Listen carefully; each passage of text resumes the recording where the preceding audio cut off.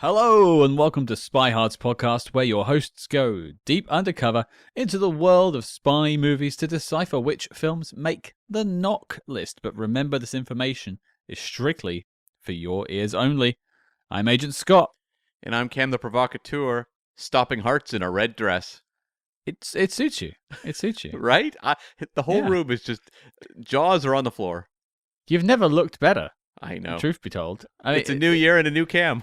Yeah, it might have awakened something in you didn't know was there. Or maybe you did know it was there, you just didn't tell us. I'm releasing my inner Hayley Atwell. You sure are.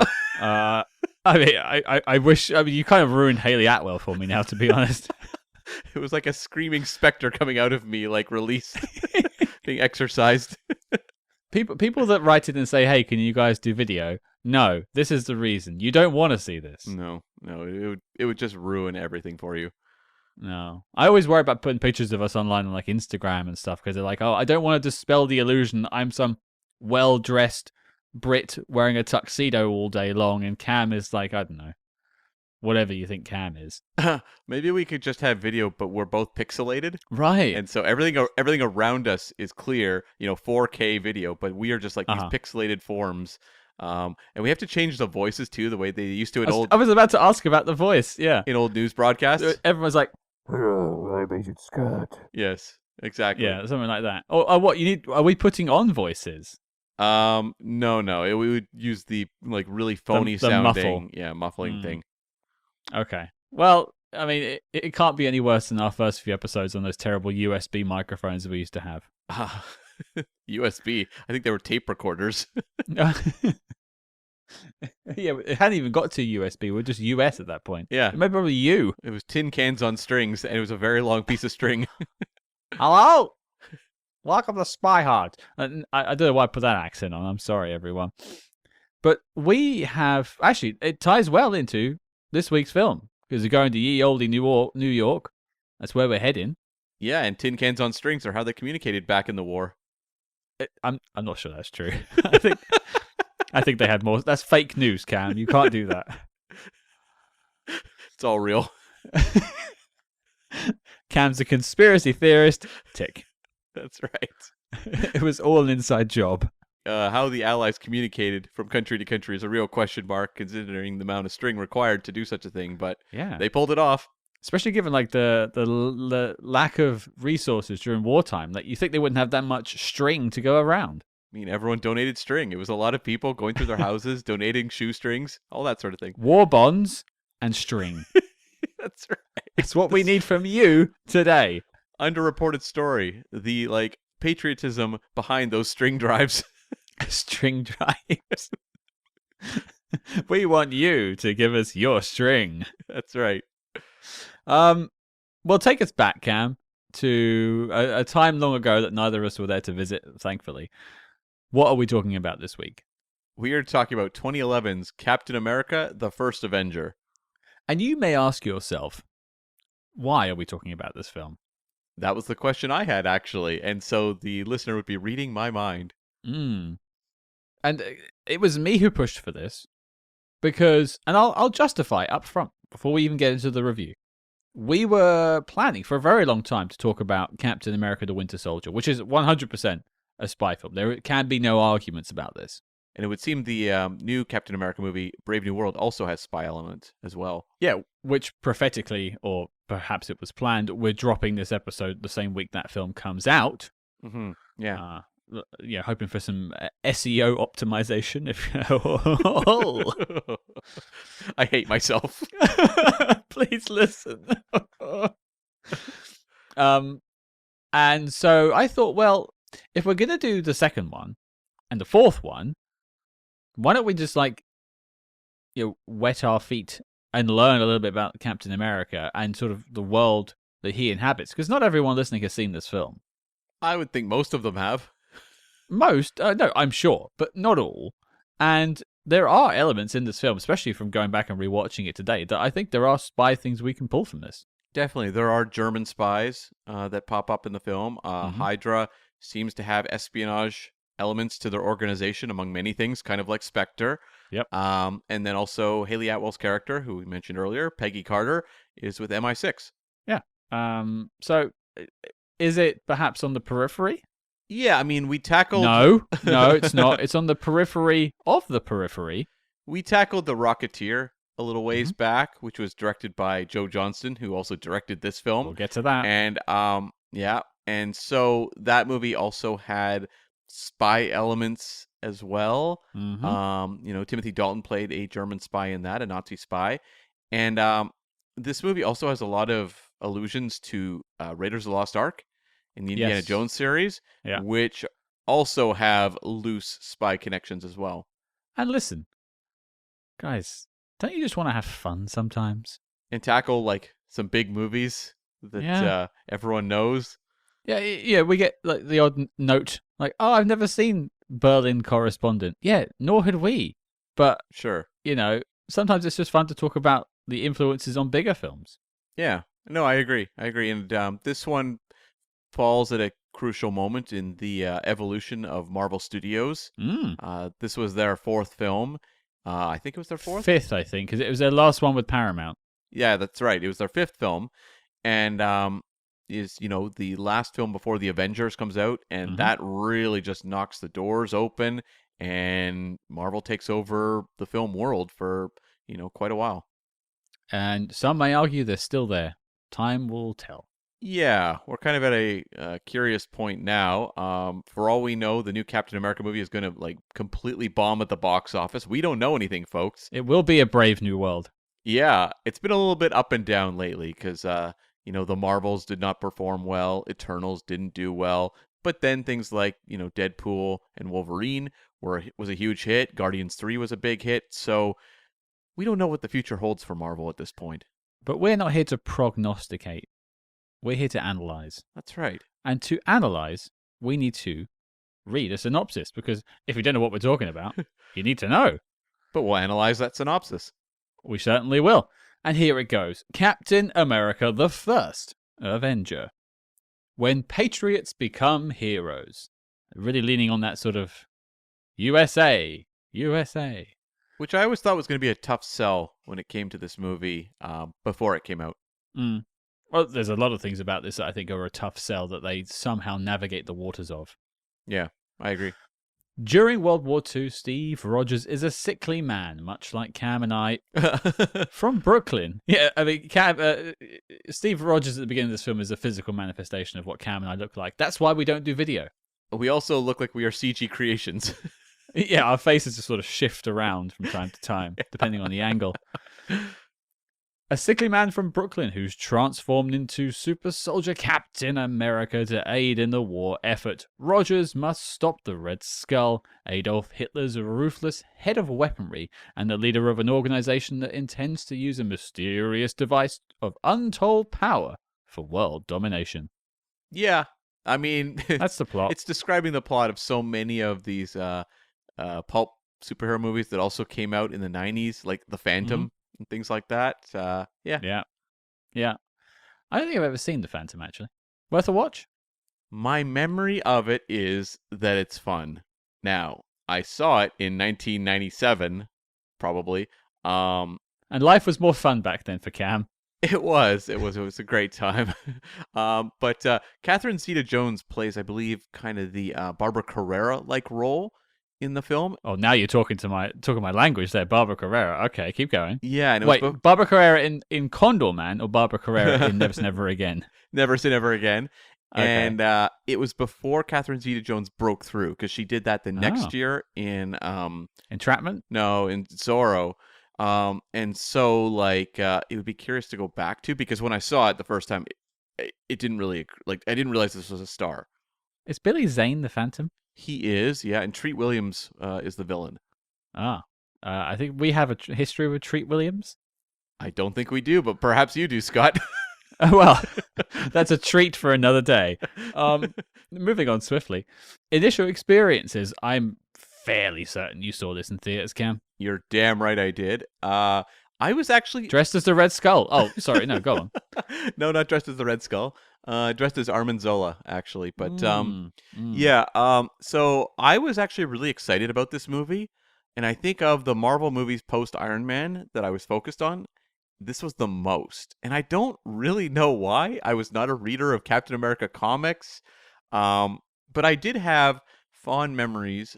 It was a birthday party, probably in like 1990 or 1991, where Okay. we The rented. film didn't come out then, by the way. No, we rented the 1990 Captain America film, Oh. directed by notorious schlockmeister Albert Pyun and starring Matt Salinger. Mm-hmm. Now, I'm sure this movie's terrible. I was going to watch some scenes in advance of this review, but I was like, no, I don't want to touch those memories. Don't want to taint it. Leave the memories alone, I say. Because it was a time where you didn't have any superhero movies of the Marvel variety Mhm. to watch on the big screen or watch at home. It's like you had Batman and Superman, which those movies are out. You're just offending all the Howard the Duck fans out there. Right. Yeah, you had Howard the Duck, and then you had like the Dolph Lundgren Punisher film, which I like. That's fun. Yeah. Yeah, it's pretty fun. But they put out this Captain America movie straight to video, and so I rented it for my birthday. I think everyone enjoyed it, which again speaks to the mentality of like 10-year-olds or 11-year-olds or whatever we were. So fans of that film have the mental age of a 10-year-old. Noted. Keep going. But I actually really enjoyed it, and I remember being excited to see the Red Skull on the big screen. Or not the big screen, but the small screen, nonetheless. Like, just seeing It that looked bigger character. when you were 10 years old. That's right. It was a giant TV. Oh, Mom, thanks. It's so big. I was like the monkey at the start of 2001: A Space Odyssey, just like leaping up and down in front of the TV showing Captain America. Whacking it with a bone. Trying to change the channel. That's right. But I was so excited to see Captain America, but also Red Skull. And I remember they cheaped out, and he only had the Red Skull face for the first scene. Oh. And then after that, he had plastic surgery to look like a dude. And you're like, oh, that's not as exciting. No. And he was played by, I believe, an Italian actor, too, which was weird. Scott Pollan was the actor, but like I think he had an Italian accent in the movie. Wait, why is that weird? What have you got against Italians? Well, the Red Skull is German. His name's Johann Schmid. Oh, I see. Okay, yeah, fair enough. That's a Yeah. fair criticism. Yeah. But I had there's like a memory that will always stick with me was the Red Skull's death in that movie. Is he's like in a castle and he's outside on like the balcony. Captain America storms in, hurls his shield, knocks Red Skull off the edge of the balcony, and you get to watch a dummy plummet off the balcony of a cliff and bounce down the rocks like all the way down. Did they at least paint the dummy in a red face? So at least No. that was like... Well, at that point, he doesn't have a Red Skull face. He just has like a Oh. human face. But I remember the whole party exploding at watching this dummy go off the cliff, and we rewound it like probably 10 times, and each time we were just like exploding in laughter. We loved it. So that's my memory of that movie. So when they announced a new one, I was actually like excited to see these characters done properly because even though I wasn't a comic book reader of Captain America, I really thought the Red Skull was a cool visual. I want to see that on the big screen, and it was kind of that early Marvel era where they were making movies about characters I didn't really care about because the characters I cared the most about were Silver Surfer and Spider-Man. Those were not part of the Marvel package, so it was like, okay, they're doing Iron Man, Hulk, Thor, and Captain America. Captain America was the one I was the most excited about because it had that kind of Indiana Jones promise of that two-fisted hero going up against, Nazi villains. What could this movie be? And so I was really tracking the progress of it throughout. And I remember going to see it with my friend Mark, and I had seen all the other Marvel movies leading up to it, and walking out and being like, that was fun. and kind of not having that like like I really was not swept up in it the way I expected to be, and I actually that summer preferred Thor. Wow. Yeah. Let's unpack that for a second, but I want to take us back to something you said, and that is the phrase "the Marvel package," which I have to assume is what Kevin Feige calls his junk. It's a very impressive package. I waited 2 minutes to make that joke. I've really held on to it for quite a while. I hope you all enjoyed it. No, you preferred Thor. So did that come out the same year as this then? It did, same summer. Same summer, right? Okay. Yeah, I mean, jumping in for a little bit for me, I didn't have any of that backstory or the kids' parties or anything. Captain America always seemed a bit too rah-rah USA for me. Yeah. And also, I was not a comic book guy. Mm-hmm. I'm the science fiction guy. or a spy movie guy. Bond. Like, I never was really drawn to comics.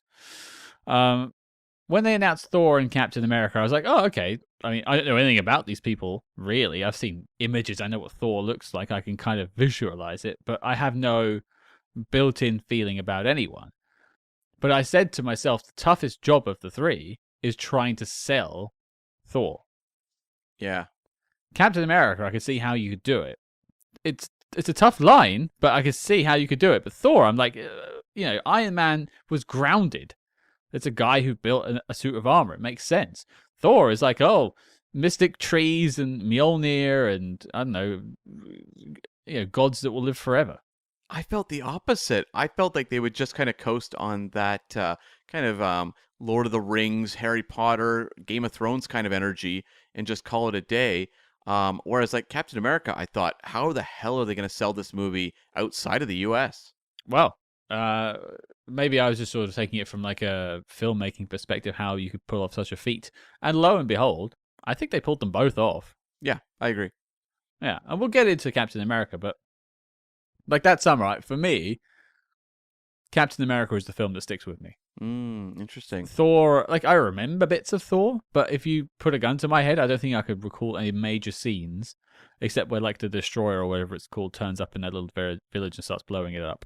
I really like the hangout vibe of Thor, and that really stuck with me. And it's a movie that I know people do not look kindly upon as much these days, but I honestly really like kind of the character chemistry in that movie. Mm-hmm. I don't really care that the action isn't top notch because you have things like Loki, and I really enjoyed Loki in that movie. Yeah. And there's some good music. It's got some visuals I enjoy. I don't know, like I've always felt like a little bit of a very low-key defender. Very low-key defender of the original Thor. Hey, it's got to have its fans, and I'm sure there are other people listening who completely agree with you. Just from my side of things, I just think it. We'll get into it, but when I watched the First Avenger, which I don't think it was titled here, I think it was just titled Captain America. Oh, really? Okay. I think so. I don't remember it being called the First Avenger. I could be wrong, but I remember going, "Oh, you've really pulled off like a Rocketeer here." Like I didn't really tie the things together particularly, but like that whole. Well, actually, I don't think I made the Rocketeer analogy. I think I made the Superman analogy in my head. Yeah. You've managed to make the Boy Scout look cool. That's true. Yeah. And that is like, how the hell did you manage that? Because it is absolutely silly. And the film even takes a good 20 minutes to point out how silly it is by having him do the USO tour and get war bonds and stuff. And he earns his captain stripes, I would say. Yeah, and I remember thinking, like, while I had a lot of issues, especially with the back half of the movie, Sure. It hit the moments it needed to hit. It made you care about a character that could be, perceived as boring, because he is very earnest.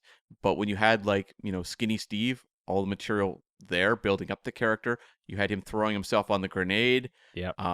Those were the moments that mattered, and also even just a scene of him escorting all the prisoners of war back to the Allied lines, and being right at the front of that. It had that leader of men kind of quality, and those are things that really mattered, and it made him inspirational.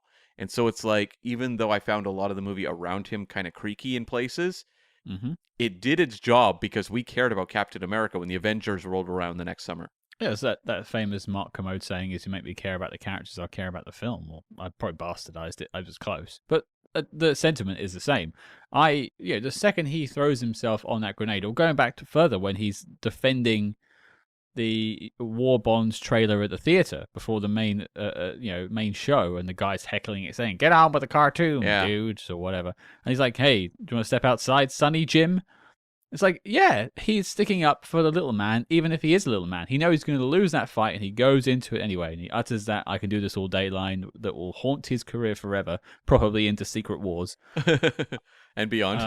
Yeah, well, no one's ever truly dead anymore. So I was on board. I was like, "Oh, you've actually got me here, and I care, and I continue to care." And I think that where he ends up in Endgame is the perfect ending to the character. I do not know what they want to do with him now.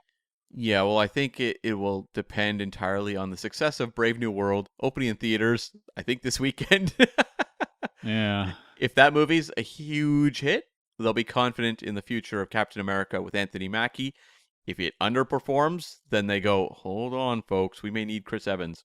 Oh, I'm sure he's turning up in Secret Wars, though. Yeah, in some form, Chris Evans will be coming back, yes. So there will be Cap or the Flash or something. The Flash? Oh, not the Flash. Wrong universe, Scott. Human Torch. Sorry. Yeah. I'm not so much a fan of that. But we're digressing. Let's get back to the first Avenger. How did he? I don't have a witty line for this. How did he capture the minds and attitudes of Hollywood and make them want to make a movie? Cam Smith, everyone. Round of applause. Beautiful. Thank you. So let's talk a little bit about the character. Captain America was created by Joe Simon and Jack Kirby in Captain America Comics #1 in 1940 for Timely Comics. Now, Timely was the name of Marvel before Marvel was Marvel. I didn't know that. Yeah, and he was created as a response to Superman and Batman, the huge success that was going on over at DC. And DC was not called DC at the time, but I don't remember the name of that company then. But the writer, Joe Simon, was looking at those characters and said, like, what made them work was they were defined by their villains. And so he's looking at Lex Luthor and the Joker and characters like that, and saying, like, okay, clearly these work because the villains are so memorable and really test the hero. So who is the best villain I can come up with? What about Adolf Hitler? And so suddenly it made a lot of sense to create this World War II hero. And this is also before America has intervened in the war. And so Joe Simon was also using the character to support America's intervention in the war, and was even originally going to call the character Super American, but changed the name because Super was already used in Superman. It was a little too, I think there was a lot of knockoffs going on at that point in time. And so he went with Captain America instead. Yeah, I mean, your hand-drawn Super Cam comic didn't quite catch on at the time. Sorry. Nice try, though.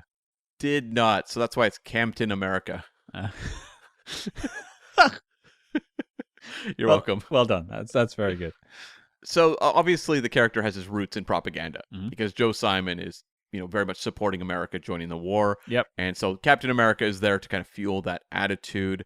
And in Captain America #1, it also introduced, in addition to Captain America, the Red Skull and Bucky Barnes. So right from day one, they had kind of the established core elements of what we'll see in First Avenger. When did is it the Howling Commandos? That's a little more complicated because Howling Commandos were actually Nick Fury's team. Oh. And so that was the team that Nick Fury led in his comic book line. And so the comic was even called Nick Fury and the Howling Commandos. But when it came to this movie, they decided to assign that team to Captain America. Oh, I always assumed they were just Captain America's people. For all I know, they have paired those, that team with Captain America in the comics since. But as I said, I was never a Captain America reader beyond. I did read the Winter Soldier arc in advance of the film, but beyond that, not a lot of experience with the character. Cap and the Commandos or something like that. Something like that. The thing was, like, Captain America was with a super team called the Invaders at certain points in the wartime era where the Invaders would have had some of the earlier Timely Comics heroes. The most well-known would be Namor, or the Submariner, who showed up in Black Panther, Wakanda Forever. And also an early version of the Human Torch. Before he was Johnny Storm, he was a android character who looked pretty much the same minus no facial features, and had the flaming body, and he would be a World War II hero as well. I mean, I also have a flaming body. Oh. And also no facial features. You're like the blank in Dick Tracy. Flame off. Yeah, so the Invaders were more of a prominent element, but also the likelihood of them introducing those characters within the origin story of this movie doesn't really make sense versus like a group of soldiers who you can just kind of cast by stereotypes to a certain degree and be like, there you go. There you go. I mean, we saw Namor in Black Panther 2, and I was nonplussed. He's a great character, but that movie didn't really do him any favors. Yeah. Isn't he like a really boring Aquaman? He not boring. He can't even talk to fish, right? Like he doesn't have that power. I don't think he does. No, but he's like very fiery. Like he's a character who's not really a hero. He's always kind of on the line, and he will just do what's best for Atlantis. And so he's often a villain, depending on what his motivations are. There's good people on both sides. That's right. Just like the great Clone Wars. Yeah. Yeah. Those robots, there were some real heroes among them. I was more with the Gungans myself, but hey ho. The Nemodians, heroes. Heroes to the end. So basically, Captain America, hugely successful in the 1940s. And then things start to dip in the 50s. Because in the 50s, superheroes just completely fall out of vogue. And comics focus more on horror and sci-fi in that time period. Sure. Yeah. So Captain America is metaphorically put on ice. And the character disappears and is reintroduced in Avengers #4, 1964, which then connects him with the Avengers team, and that's the Captain America we really know in the modern era. Was he quite literally put on ice at some point in the comics, like this film does at the end, or? Okay, so that is not how the character really ended up in the 1950s, when they're looking at unpopular opinions to the Korean War and saying, like, okay, this character no longer has a place. They did not suddenly send him, rocketed into ice. But I know he didn't get poochied. I understand that. I just mean, like, do they ever explain it in modern day Avengers comics that how did he get from here to there, or there to here? Yes, when he shows up in Avengers #4, they do reveal what happened to him and how he wound up where he is. Okay, that's what I mean, right? So there, that sort of idea of his origin story is sort of based on comic. It is, yes. They took it pretty exact, and all the superhero serum stuff, that's all there. And it was interesting because the creator Joe Simon always said the superhero serum stuff. He always thought that was the weakest element of the character, because he's just like, we needed something, and we just kind of like phoned in an origin story, and probably not realizing that this character would have decades and decades of exploration going forward. I think it's a good way of making good on a Brooklyn boy who's trying his best. I honestly don't see the problem with it. I actually think it's a pretty good origin, but he was really down on it. I think it's more like it's a cheat code that other people can use after Captain America, and you do see that.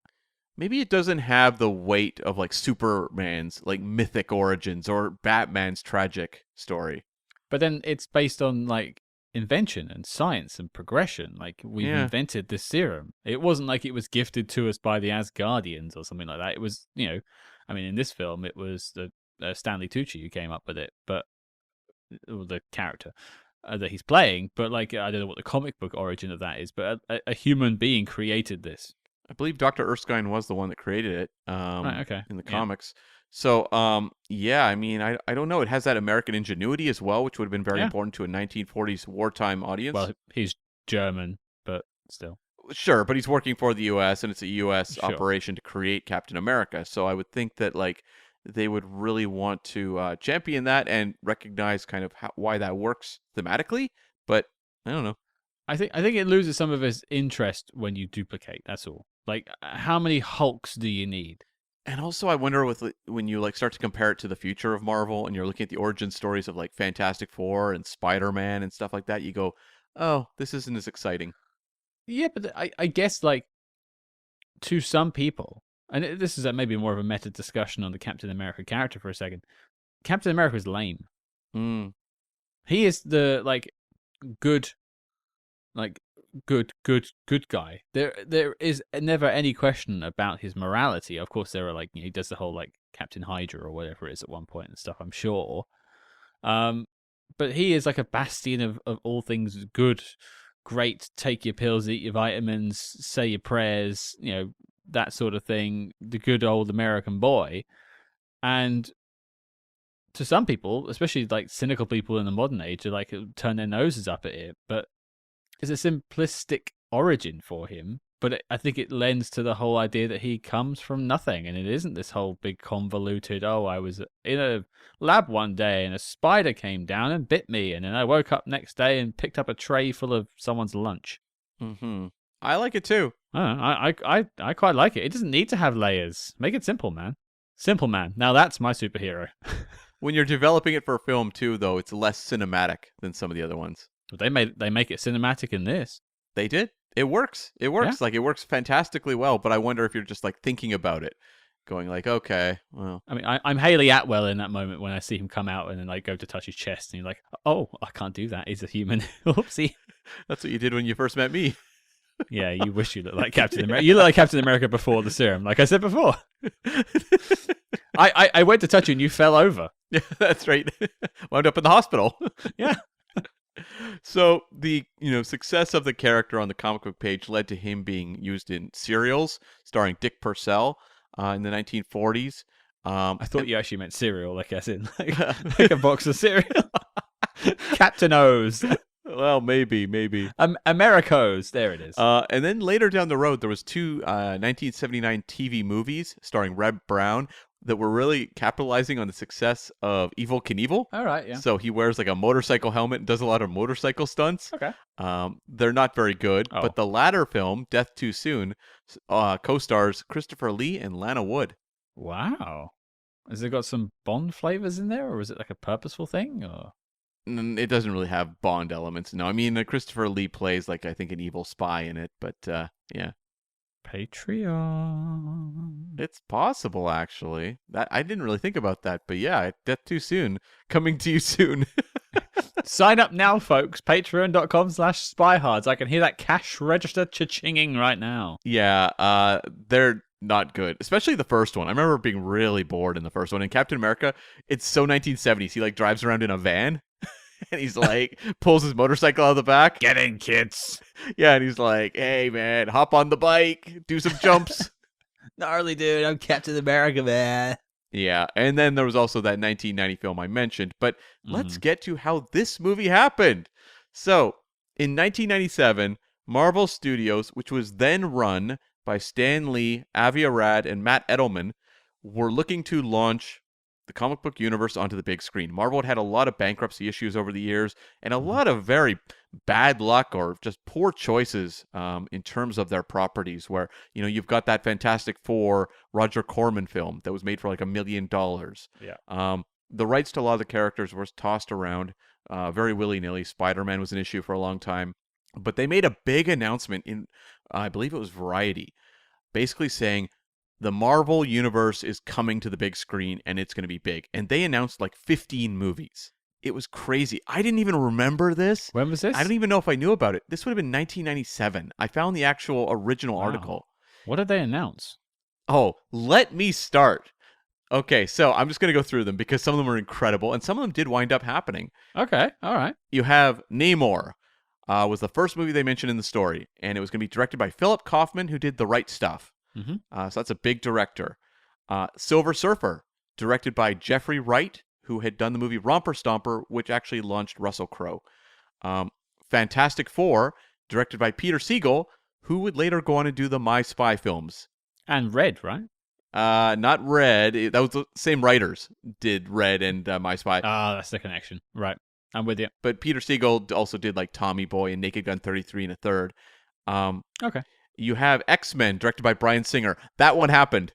Right, yeah. That definitely happened. We covered it on the Patreon. Iron Man, no director attached, but will star Nick Cage. Ooh. Mm. I'm glad is this a Secret Wars thing? We're going to get Nick Cage come out of a multiverse portal as Iron Man? Maybe. That's the big thing. They're like, oh, Nick Cage has been cast. And everyone's like, oh, Ghost Rider, right? And he turns up as Iron Man. Everyone's very confused. Mm-hmm. Daredevil, directed by Carlo Carle, who is an Italian director who hasn't done a lot in North America. He did do a dog movie called Fluke in, I think, 95, but beyond that, mostly just Italian work. But he was attached to do Daredevil. Okay, that one happened eventually. Yeah. Incredible Hulk, directed by Joe Johnston. Oh. Mm-hmm. So they kept the name around and then gave the film to someone else. Uh-huh. Ang Lee, right, was the first one. Yeah, and Joe Johnston, of course, is doing Captain America. Of course, which is what we're talking about. Yeah, Spider-Man, directed by James Cameron. That one's kind of notorious. That one's well known. What? Yeah, James Cameron was going to do Spider-Man. Wow. You can find all the stuff online about that movie. It's crazy. It has a sex scene on top of a bridge where he webs Mary Jane's hands down. It's crazy. It was going to be R-rated. That's not for kids. It was not a kid's movie. It was an R-rated film. and I believe there was a couple of villains they flirted with. I think it was going to settle on a character named Strand, who was basically Electro, and I think it was Sandman, maybe. But they were also at a certain point talking to Arnold Schwarzenegger about playing Doctor Octopus. I thought you were going to say Spider-Man for a second. I was like, no. No, DiCaprio. DiCaprio was Spider-Man. What? Yeah. So, wait, 95? This is 97. They made the announcement, but this movie had been developed for a couple of years. This would have been part of the package. So this is like post-Titanic. Before Titanic. It would have been... That's 97 then, right? It would have been like, yeah, it would have been right around the same time period as Titanic coming out. So he would have made Titanic with DiCaprio at this point, and they're like, hey, I want to work with him again, but be Spider-Man this time. They'd been developing Spider-Man for a while, and DiCaprio was attached, so yeah. I'm not even blowing smoke. I didn't know that. Yeah, the James Cameron Spider-Man is legendary. I think there's documentaries about it. You can probably go to YouTube and watch breakdowns of the insane script. There's a lot there. Okay, question, just for because we're taking tangents in this episode. Just get strapped in, folks. Just enjoy it. Yeah. Just pretend you're being lowered into the super serum machine slowly. This is the audio version of the super serum machine wrapping around you right now. Of those films you listed, I don't know if you listed them all. No, there's more. There's crazy ones to come. Oh, then I have a question at the end. Keep going. Okay. Black Panther starring Wesley Snipes. Okay, yeah. All right, yeah. Wait, Yeah. when did Blade come out? 99? No, Blade is 98. So this would have been like That's him first stepping into the Marvel realm. Blade's already in the works, and so they're actually looking at Wesley Snipes playing both characters. Wow. These are standalone movies. These are not connected universes. No, but like, there's an iconography thing going on here. Like, people know that these are connected characters. Yeah, they were also developing movies without people attached on Venom, Doctor Strange, Ghost Rider, and Mort the Dead Teenager. You'll have to fill me in on the last one. I can't really fill you in on that one. I don't remember Mort the Dead Teenager very well. Just that he's a teenager and deceased. Yes, and then, of course, lastly, they were developing Captain America, which would be written by Larry Wilson, who worked on The Addams Family, Okay. and Les Boehm, who worked on Dante's Peak. Both good films. Yeah. That's a crazy lineup of films. To announce it once. Like, this was like everyone, we are storming the cinemas. Here's a list of 15 movies. Because I read a book that came out recently, a couple of years now, MCU, The Reign of Marvel Studios, a really, really good behind-the-scenes book on sort of Marvel up until sort of post-Endgame, really. Yeah. And there was a lot about Avi Arad and him being a bit of a unstable. Yeah. Not unstable mentally, but just like financially, not one to bet upon. Yes, yeah. And I think he was eventually ousted from the inner sanctum of MCU. He was, yeah. So this is one of his gambles, then, I assume. That's what he was known for, right? Yeah, and obviously a lot of these didn't happen, but X-Men did, and he would produce the Spider-Man films, which would be huge hits as well. So he had a lot of successes early on, but he was not part of the Marvel Studios package that really launched with, Iron Man. Right. I have this question. I can't let you go without the question. Yeah. Do you think that the Secret Wars film or the other one they're doing, Doomsday, because they'll all have multiverse shenanigans, I'm sure. Sure. Will any of these films get a reference? No, I think these are pretty obscure. I don't think people know about these. Yeah, but then having like Nicolas Cage's Spider-Man Nicolas Cage's Superman in The Flash is pretty obscure too. That's known though. Like that was an actual project that I think fans know about. I don't think people know about most of these things. What you're more like... You told me the DiCaprio Spider-Man was notorious. That one is more likely, but you're not going to get DiCaprio showing up in Secret Wars. He's not doing that movie. Andrew Garfield, Tobey Maguire, Tom Holland, and DiCaprio. The one people always think might happen is Tom Cruise's Iron Man, because he was cast, or at least interested in the character at a certain point. I could see that. Yeah, that's the one I think you had the best chance, but most of these are just kind of vapor project things where it's like screenplays were written, but ultimately they didn't have the money to make these movies. Sure. And so that's what happened. And so it was a couple years went by, and then in the year 2000, Marvel made a deal with Artisan Entertainment to make a Captain America movie and a Thor TV series. But clearly those things didn't happen, And the Captain America half of the equation was because there was a lawsuit between Joe Simon, the writer of Captain America, and Marvel over ownership. And who came out on top on that one? I think they made a deal because Joe Simon is listed as creator in First Avenger. Okay. Yeah. I'm sure it was a very hefty check. Yeah, and so that's 2005. Merrill Lynch Investment decides to work with Marvel and fund these films, 10 films, Captain America being one of them. And this is obviously leading into what will happen with Paramount distributing the early Marvel films and Disney coming along later. But the idea of Captain America at this point in time was a standalone film. The first half would be in World War II. The second half would be in the modern day. I'm glad they didn't go that way. Yeah, and around the point of them developing this, there's a director who is actually quite interested in doing this movie, and his name is Jon Favreau. Okay, well, yeah. Guy's got some MCU cred. Not at this point, but he will go on to have some. Yeah, and he really saw the comic potential of the character being a fish out of water in the modern day, and so that's the angle he's looking at it from. Glad we didn't get that. Yeah, so he wound up on Iron Man instead. And that was that. And Jon Favreau has producer credits on all the Avengers films, and I'm sure is living large for the rest of his life. Hey, he still turns up to play Happy from time to time. I think he still quite loves that universe. I think so too. Yeah. And so they hired a writer named David Self, who had done movies like Road to Perdition, 13 Days, the Cuban Missile Crisis film with Kevin Costner. And he helped Joe Johnston along on The Wolfman, which had like 17 writers. But he was hired to write the screenplay for this film, and there was enough there that interested Joe Johnston. And he is someone whose career is kind of legendary. He began with Lucasfilm working on the original Star Wars. He was an art director of visual effects on Empire Strikes Back, Raiders of the Lost Ark, Return of the Jedi. Starts directing with 1989's Honey, I Shrunk the Kids. Goes on and does movies like The Rocketeer, Jumanji, October Sky, Jurassic Park 3. Does do The Wolfman as well, which is actually one of those situations where he's brought in to fix the project because it's gone so wrong. But it leads into Captain America, and he was hired almost entirely because of two films, The Rocketeer, which they wanted that kind of World War II action movie energy, but also October Sky, which had the character drama that they really liked. October Sky, remind me of that one. It's not ringing any bells. Yeah, it's starring Jake Gyllenhaal, and it's like a biopic about I think his name was Homer Hickman, who was a physicist who worked in like the rocket program or the space program, and it's about him as a young man growing up in like a kind of a working class town with a very strict father played by Chris Cooper, and wanting to do more than just work in a mine. I think work down the mines or something. Yeah, it's a good film actually. Right. I mean, Rocketeer energy alone, I could see that being a through line to this film. Oh, totally. Yeah. And so what happened was Joe Johnston's like, I love this. Let's do it. Writer's strike.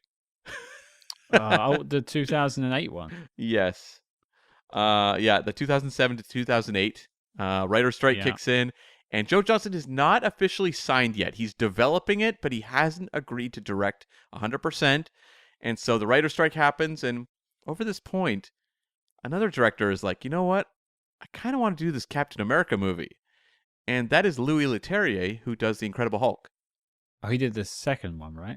Yeah, and so he was working on Hulk, and initially it said, like, Captain America just did not interest him, because he's from France, like, this character didn't connect with him. But he said while he was working on the Hulk and was seeing a lot of the artwork they were developing for Captain America, he was like, oh, I could do something really cool with this. And he did pitch himself, but ultimately Joe Johnston was the one who was signed, sealed, and delivered to direct the movie. I think everything turned out right in this version of the multiverse. Yeah, I like Louis Leterrier, though, in terms of his action direction. There's some really great stuff in the Hulk. I think The Hulk is the better Hulk film. The Incredible Hulk, yeah. Wait, which one's the Edward Norton one? That's The Incredible Hulk. Sorry, that's what I mean. Yes, yeah. I mean, I know what Ang Lee was going for. Yeah. But that one always rubbed me the wrong way. I am in the same boat as you on that one as well. And so at this point, Joe Johnston hires two writers to come in and basically overhaul everything. They are the ones with the sole credit on the screenplay for this film. and that is Stephen McFeely and Christopher Marcus, who are an American writing team. They broke into the scene with a 2000 episode of the TV show Good versus Evil, and then they did a HBO film in 2004 called The Life and Death of Peter Sellers, and that was starring Jeffrey Rush, and it got a lot of attention at the time, and it kind of opened the doors for them. And then they become like big-time studio writers. They wrote the Chronicles of Narnia films, the first of which was a huge hit Yeah. and kind of paved the way for them. And then they rolled really just right into Captain America from the 3 Narnia films. And since then, they did Pain and Gain for Michael Bay, which is a little off the beaten track for them.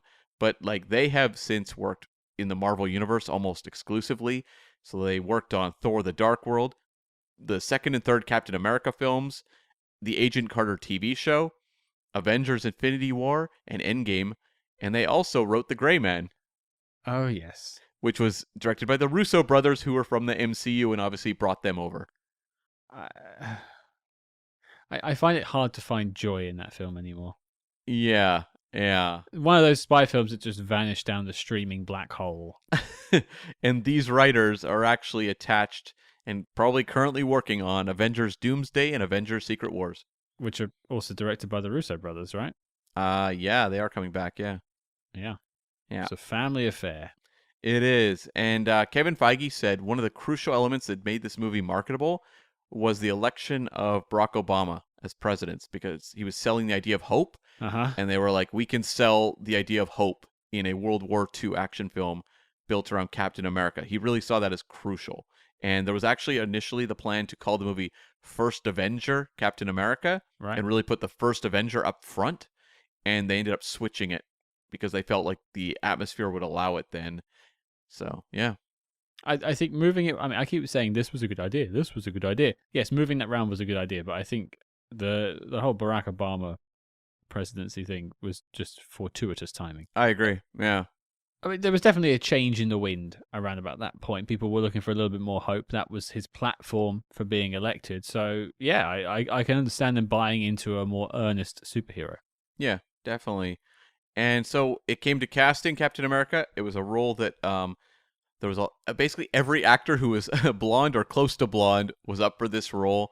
Names like Channing Tatum, Ryan Felipe, Garrett Hedlund, Dane Cook apparently tested for this movie. I doubt it.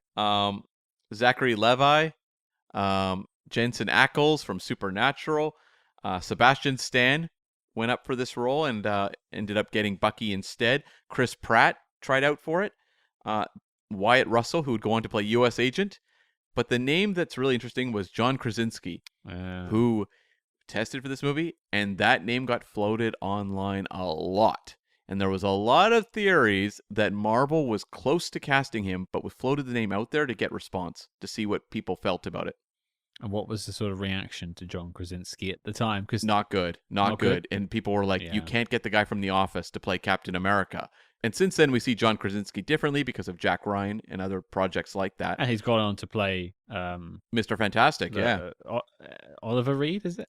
Not Oliver Reed. You're thinking of Condor Man. that's Scott, the actor. pull yourself out of Condor Man. I just can't. Reed Richards, yeah, that's right. Reed Richards. I got Reed right. You did. But, yeah, so they ended up casting Chris Evans, and people were down for that. That was actually well celebrated at the time. I think the only thing I knew him from at that point was Scott Pilgrim. Not Fantastic Four? Oh yeah, I suppose. I don't look on those films particularly fondly. Sure. The Losers, he was in as well. I remember him from a few things. I don't think I've seen that. Not another teen movie? No. I was a big Scott Pilgrim head, so like that was my like Chris Evans go-to. Yeah. Was Scott Pilgrim. Right. And then Peggy Carter, they were looking at Keira Knightley, Alice Eve, and Emily Blunt, in addition to Hayley Atwell. Emily Blunt actually removed herself from consideration, so she may have gotten it. Who knows? But when John Krasinski didn't get Captain America, she pulled out as well. Yeah, and she was actually, I wonder if this is around the period where she wanted Black Widow and was cast as Black Widow, but had to drop out to do Gulliver's Travels. Oof. Yeah, it was a contractual thing. Oh no. And so, yeah, maybe she shows up in Secret Wars as Black Widow. Who knows? It's a perfect scene, right? You have the silhouette of Black Widow land with the hair flopped down during the superhero landing, Yeah. and then the red hair flicks up, and it's Emily Blunt. Everyone's like, "What?" I wouldn't rule it out. I think that one's quite possible. Did I just write a scene in Secret Wars? Maybe, because that was a big story, was her getting the role and having to drop out. If that happens, that's lazy writing on their part. Because if I came up with it, not good. I wonder if she dropped out of this movie because of what was going on with Iron Man 2. If she was like, no, I'm going to be Black Widow. Sure, probably hedging your bets, because I think it would have. I mean, it is a bigger role of the two, but we wouldn't have known that Peggy Carter would go on to have the legacy she's gone on to have. Definitely not. No. I mean, it's just Hayley Atwell's, I think, still voicing the character in the What If show. Yeah. Yeah, she's still going, and I think we'll probably be back in the Avengers films in some capacity. You're going to get her version of Captain America again, for sure. Captain Britain. Was she Captain Britain? Of course she was. Of course she was, Scott. Yeah, of course she had the Union Jack on the shield. Yeah, yeah, let's do that. That's the closest you're going to get to a Captain Britain, I think. Yeah, I think so too. Can you imagine a scene where they fight Captain America and Captain Britain? Now we're talking.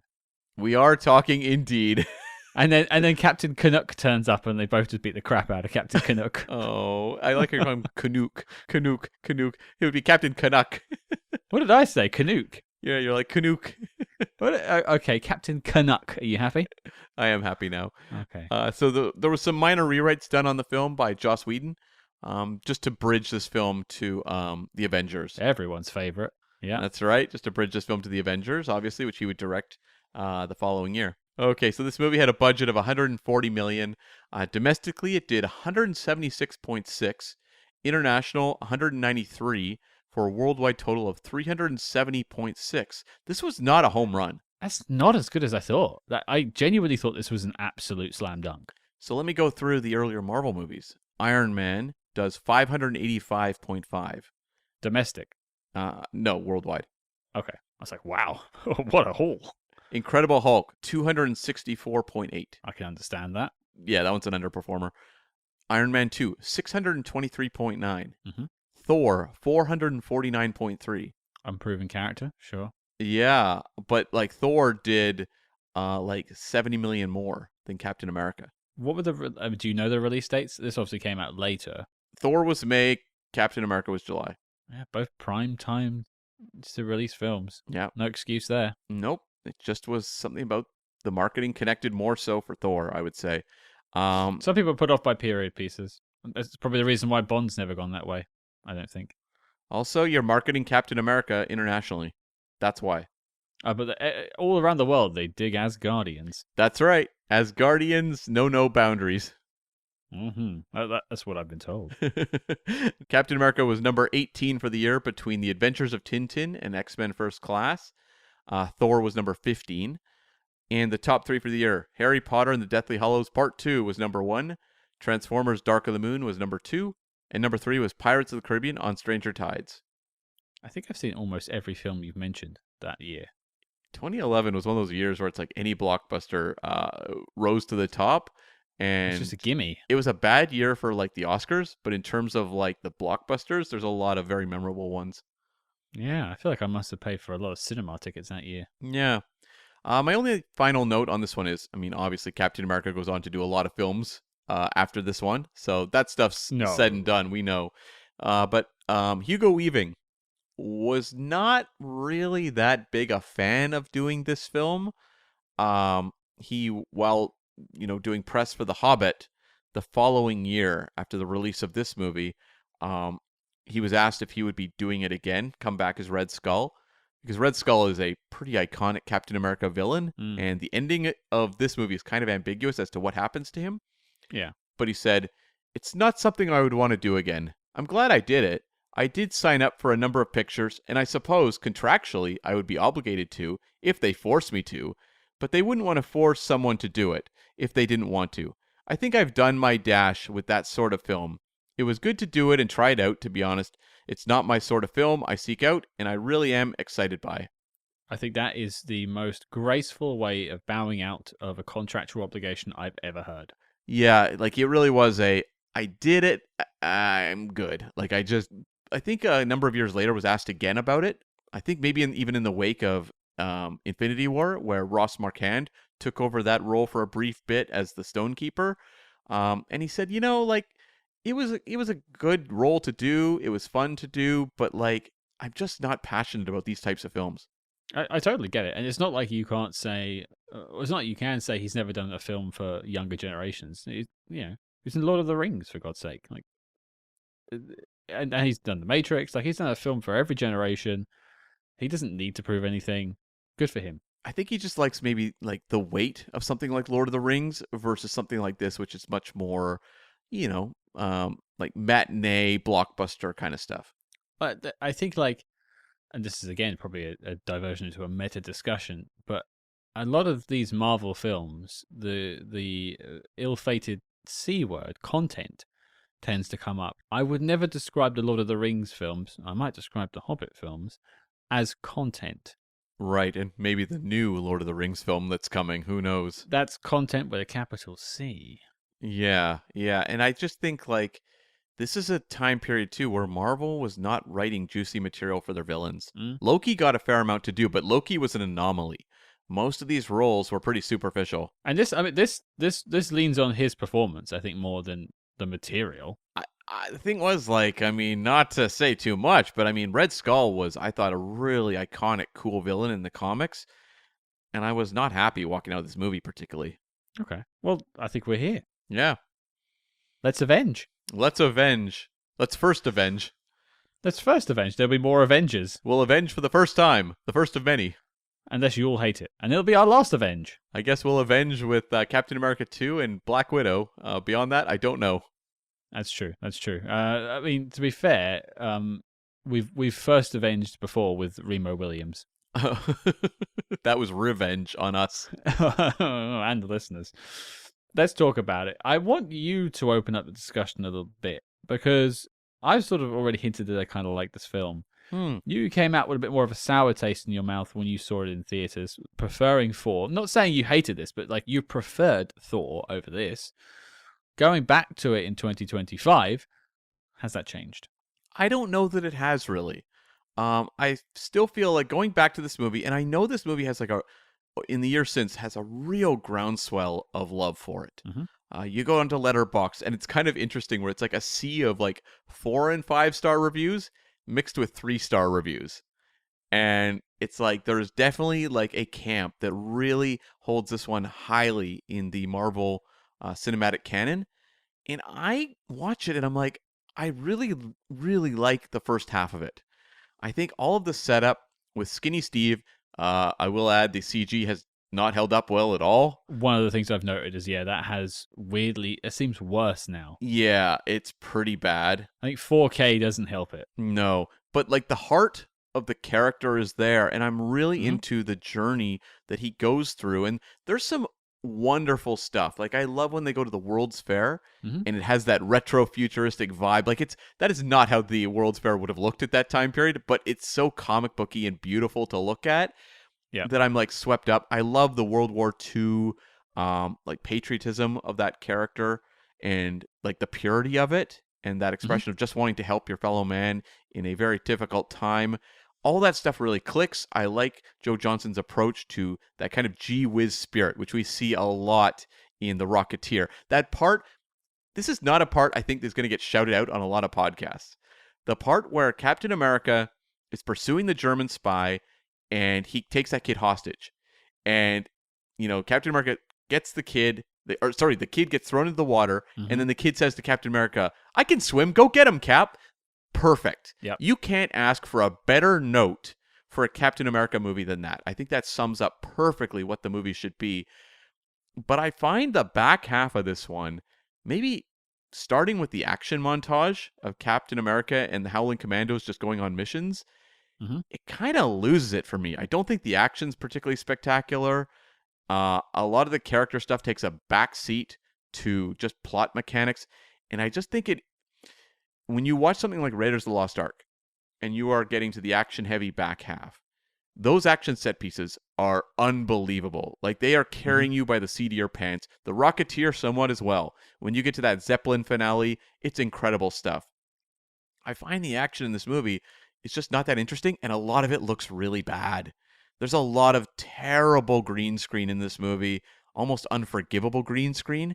It reminded me of Sky Captain and the World of Tomorrow, or whatever that film was called, where like it's all green screen backdrop. Yeah, like there's a scene in a warehouse Yeah. with them driving the car, and I'm just like, this looks, everyone ridicules Kingdom of the Crystal Skull for that scene in the jungle where you have the vehicles driving, there's the sword fight, and it all looks very fake, and people are like, this is crap, look at this.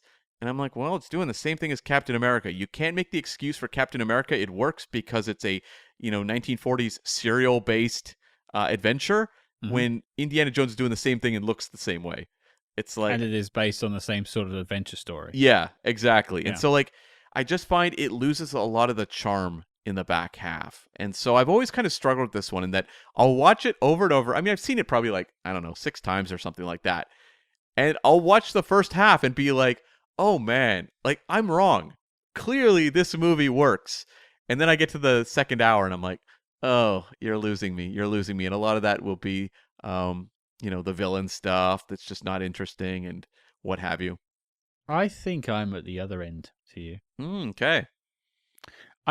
That's not to say there isn't faults here. I think the CG has aged terribly. Yeah. I think, and we'll get into a little bit more about these. I think also this film suffers from a lot of probably Joss Whedon. He's just doing connective stuff with the Avengers.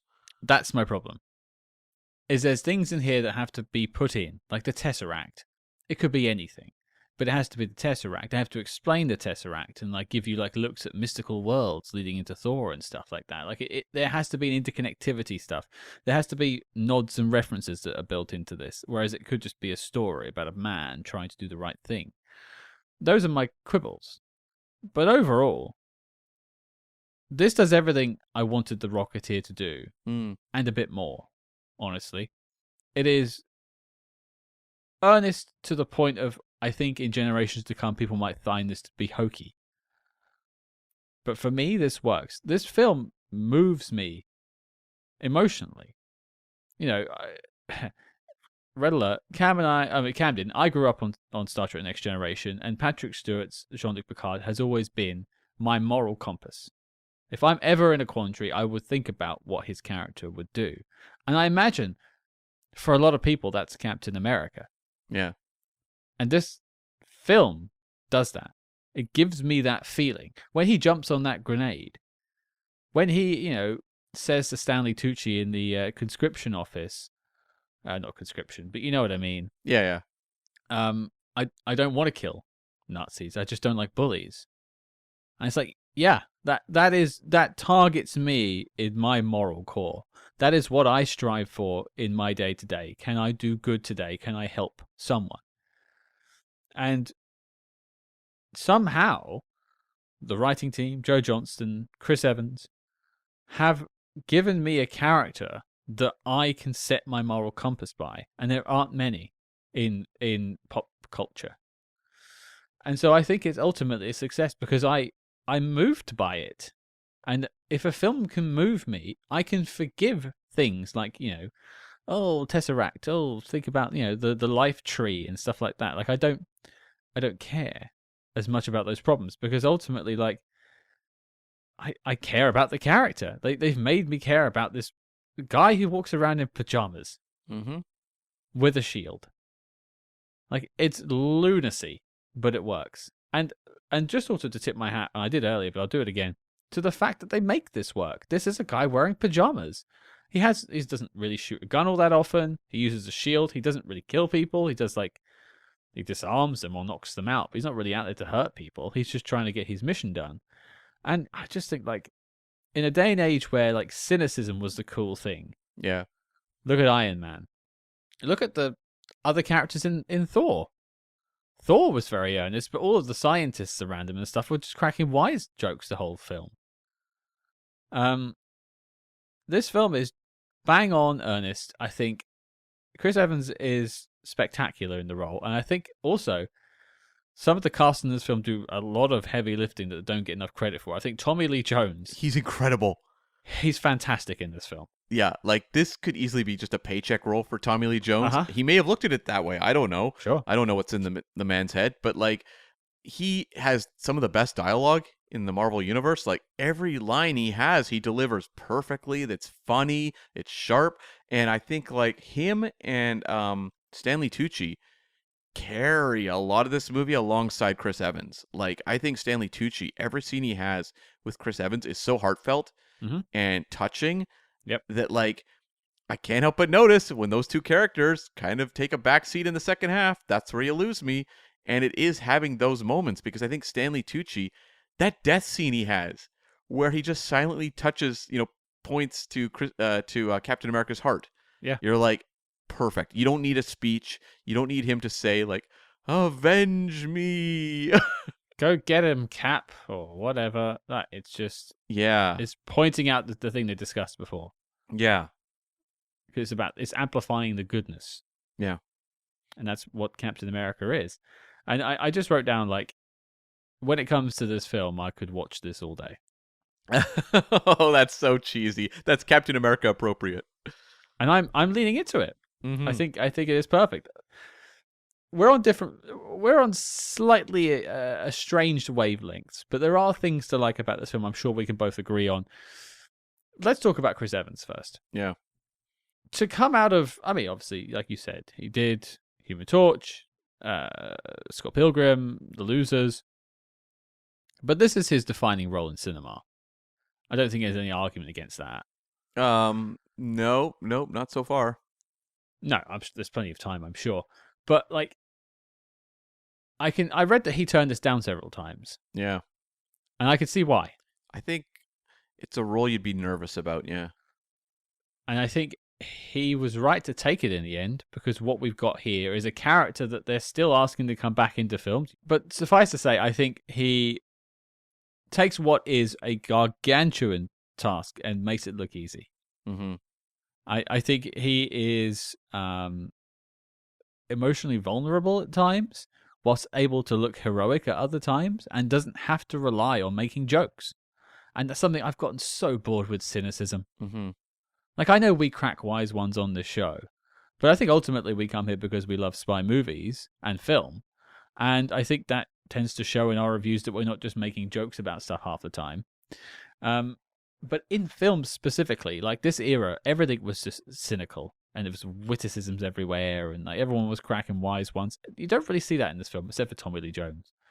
But even then, they make sense. Well, you have the 1-2 punch also going on of Iron Man, where Robert Downey Jr. is quipping away brilliantly. Yeah. But it's definitely a different energy than Captain America.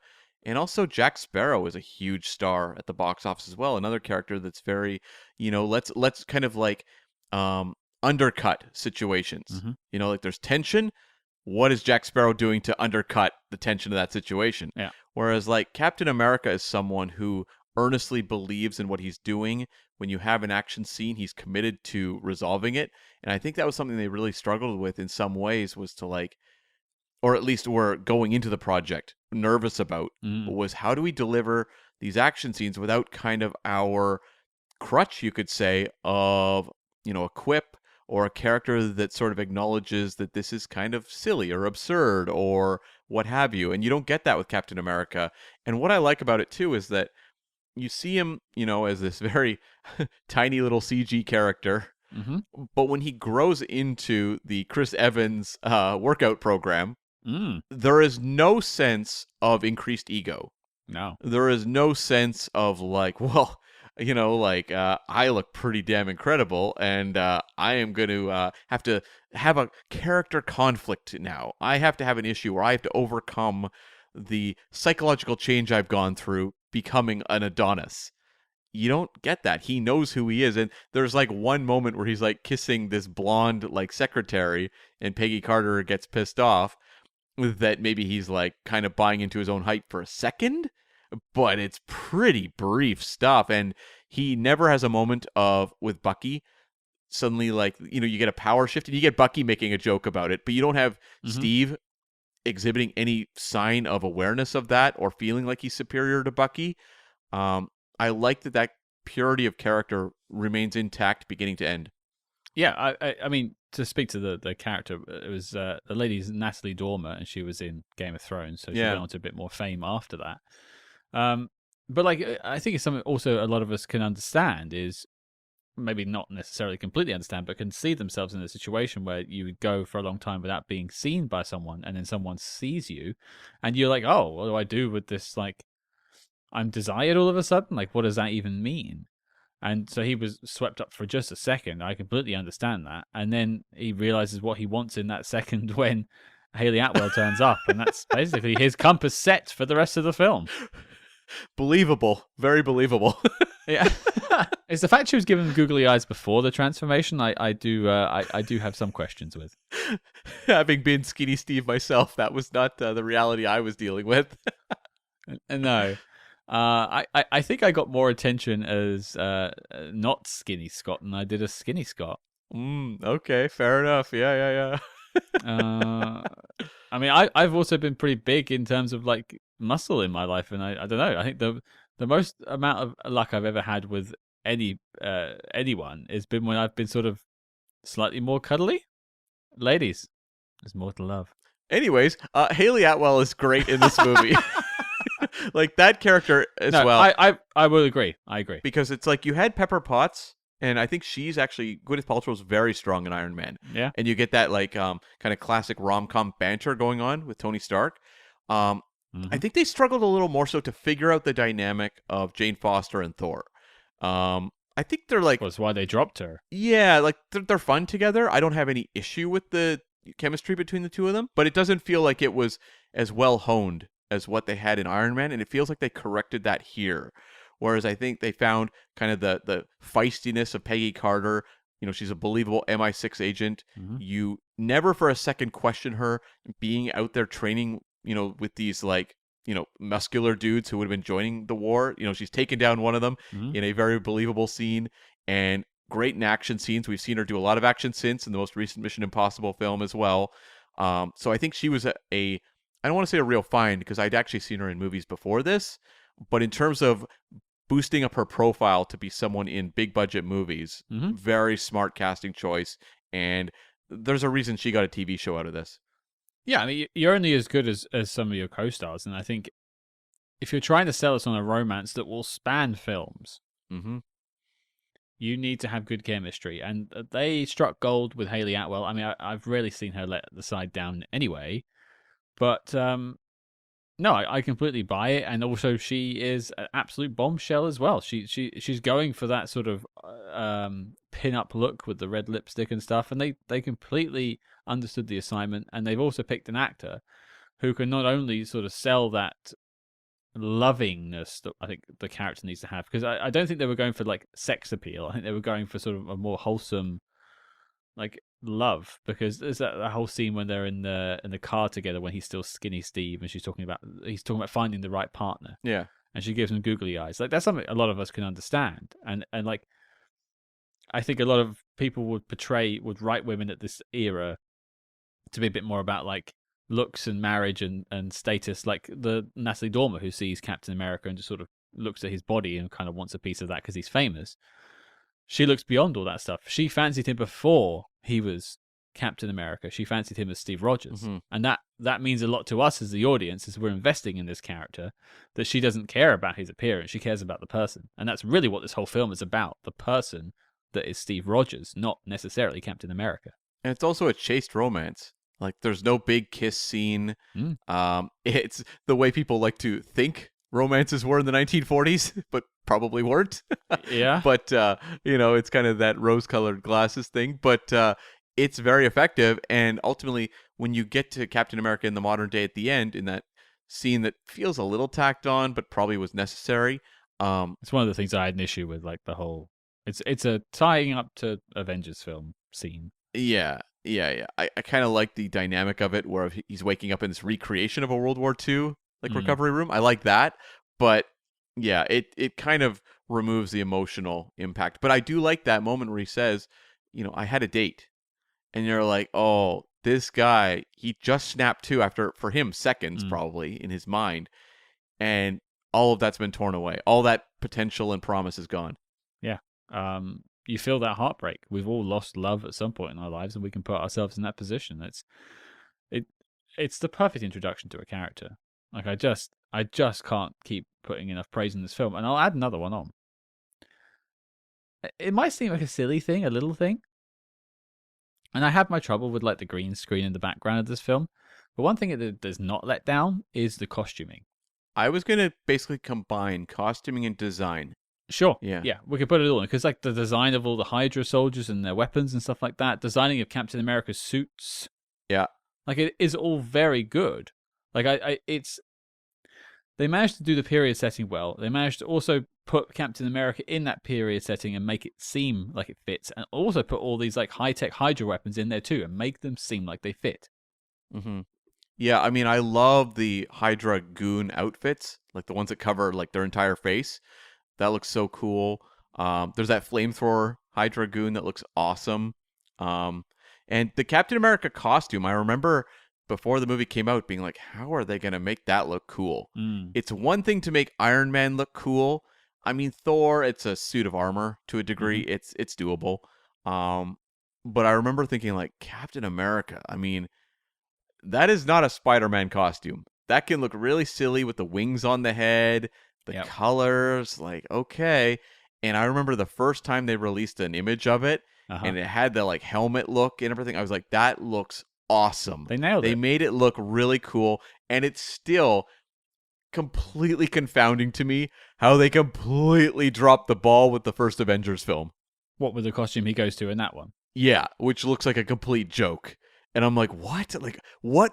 How does that happen? And they ultimately went back to the World War II era look in future Captain America movies. I don't think it ever jumped out to me in the Avengers film. I'll have to go back and look. Is it a bit sort of more pajama style, or? I just remember everyone ridiculing it. Like, the helmet looked silly. Really? Like, none of it looked good, yeah. Okay, all right. I don't remember that, but I'll take your word for it. Is there any other likes you want to bring up? There's a few. The musical number, I think, is great. The Star Spangled Man with the Plan musical number. I wish Marvel injected more moments like this because it's so much fun. It's incredibly well thought out. The music is really catchy, which is something that does not happen in Marvel movies. Usually the music is very forgettable. And I like the way it recreates the first Captain America comic book of him punching out Hitler. Yeah. And then you get him staging that over and over again. You see the comic books, the recreations of Captain America #1 being handed out. I like the way it is really, in terms of kind of the design of that world, paying homage to those old comic books and just making it feel like kind of that retro sci-fi fun where it's like, this is the future set in the 1940s, because this is not what the 1940s look like. No. But it all completely works. Like, I just think on a design level, it's more impressive than a lot of the Marvel movies that I think have come after, where there's often kind of a generic feel. Like, tell me about the design work of Ant-Man and the Wasp. And you'll be like, well... Apart from their suits, maybe? I couldn't tell you anything. Yeah, or like Quantumania. Like, it's just a messy sci-fi universe with no real logic to it. Whereas every bit of this, I mean, it's Joe Johnston directing it. He's someone who worked on Star Wars. He knows how to make all this stuff feel cool, but also grounded within the world and the story he's telling. Well, I think it also like helps him that he has done some period piece films before. Yeah. And I think he's taken a lot of those lessons and channeled them into this. This film, for me, feels a little bit like a redo of The Rocketeer. Like, he wants to make good on it, because it didn't do well, The Rocketeer. No. And it was meant to have sequels. It was meant to have all this sort of stuff. And, like, I imagine that probably hung over him a little bit, because I know he poured his heart and soul into that film. And this is sort of his chance to go and paint that canvas again with a bit more money and a bigger cast and a tie to this whole universe. I feel that love coming through in this film. He knows how to do a period setting. He knows how to make it believable. And there's this word that's like sticking in my head, and I think it was something to... I mean, it's a word that existed, but it was used when they were making Superman. And that is verisimilitude. Right. Which is about making it feel like it belongs. And that, despite it being wacky super serum film and the baddie is a guy with his face melted off, it somehow sticks its landing in making it feel like it is something that you could invest in. It like there are a lot of people that don't like comic book films or science fiction films because they feel too outlandish. I think this would work for those people. Yeah, I mean, I think Joe Johnston is also a good director with an eye, Sure. which is something that's been lost in a lot of Marvel movies, where they hire just kind of people who've come off one small film and don't necessarily have that visual confidence. Mm-hmm. But you look at like when the Red Skull roars in his giant car, and it's like the front of the car is at the very like forefront of the frame, Mm-hmm. and it makes the car look super super long. Like things like that are really cool. Like those are shots that you could put on a wall and they would stand out. Or I think of also Howard Stark, Yeah. Dominic Cooper's character, who I think is actually really good in this movie, but has the moment where It's probably his best role that I've ever seen him in. right, yeah, and he has the moment where it's going through the experiment to create Captain America. That's a like right there. The entire experiment scene is fantastic. Yeah. But it's him like pulling down the shades and looking to the side, basically at the capsule. And it's like that shot, I will never forget it. It's just Joe Johnston knows how to make a good looking movie, even though he doesn't necessarily know how to work with CG that well. I think he knows how to like frame, his real world props, cars, and actors really well. Yeah, I think he got as much out of this film as it was possible to have. I mean, they had to rely on green screen. I don't think there was any way around that. And there's a lot of it is shot in London. Yeah, I mean, when I was watching the Antarctica stuff at the start of the movie, I'm just like, well, this is clearly a green screen, and that it does bug me. And that's something that like this was an early step of that, but like we're gonna see so many more Marvel movies in the future that have the same look. But this one to me like does not compare against a lot of the other movies released this year. Like it looks cheap. Yeah, I know you can lamp on Quantum Mania, and quite rightly so. It's a mess, visual mess of a film. But I think the CG looks better in that than it does here. Yeah, I mean, I remember the Thor CG was a little shaky too, but I think like Iron Man looks better than this movie, and Iron Man 2 as well. Yeah, I could believe that. I think they rely more on actual locations for Iron Man, so maybe that helps. I think of that scene in Iron Man 2, which is not a very good movie, but with Whiplash at the car race. The F1 race. Yeah, like that was really well done. Yeah, that's a great scene, great action scene, and that's something that this film does lack a little bit.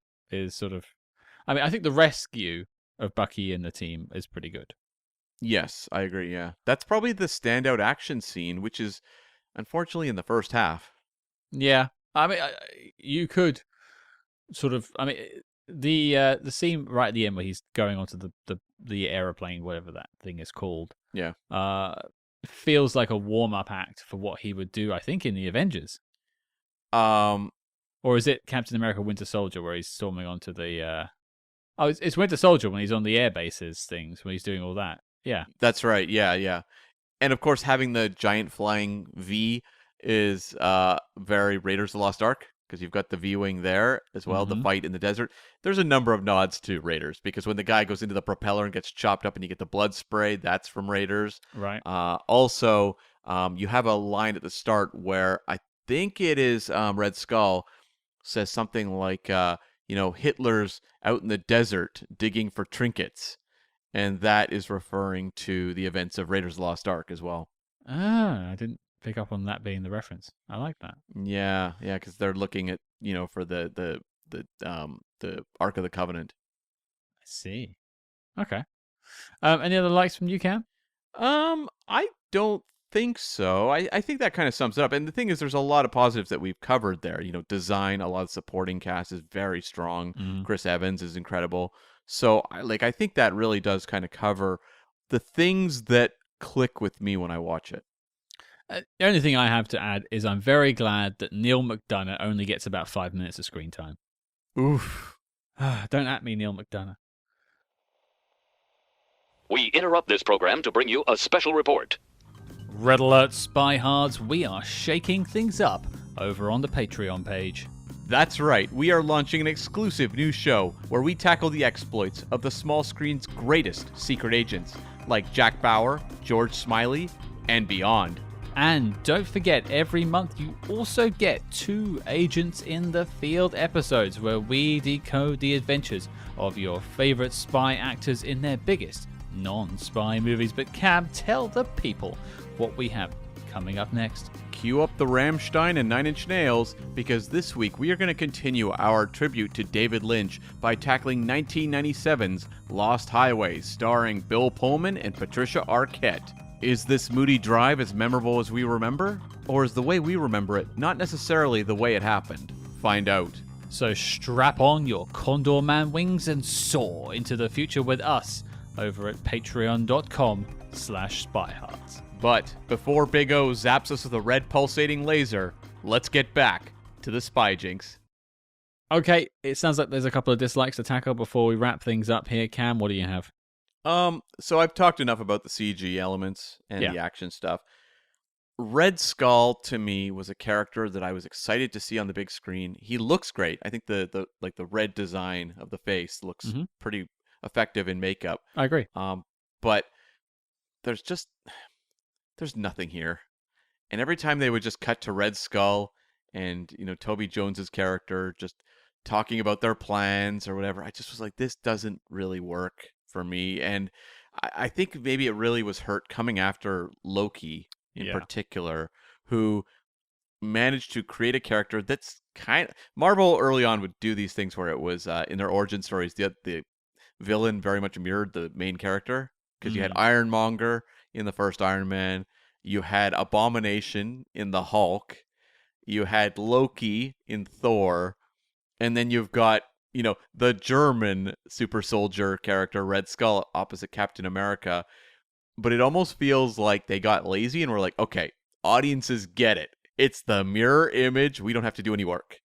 And it doesn't feel like they did. Like they were kind of like happy to leave Hugo Weaving out to dry with an accent. Like let him have fun with his accent and, the outfit and all that sort of thing.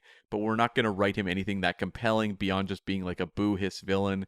And he's not energetic enough or strong enough, I think, to really carry you through the movie. I think his best moment is probably when he gets hit in the face and his, human mask is slightly offset. Yeah. And you've got the red under the eye. Like, that's really unsettling body horror. Like, it really works.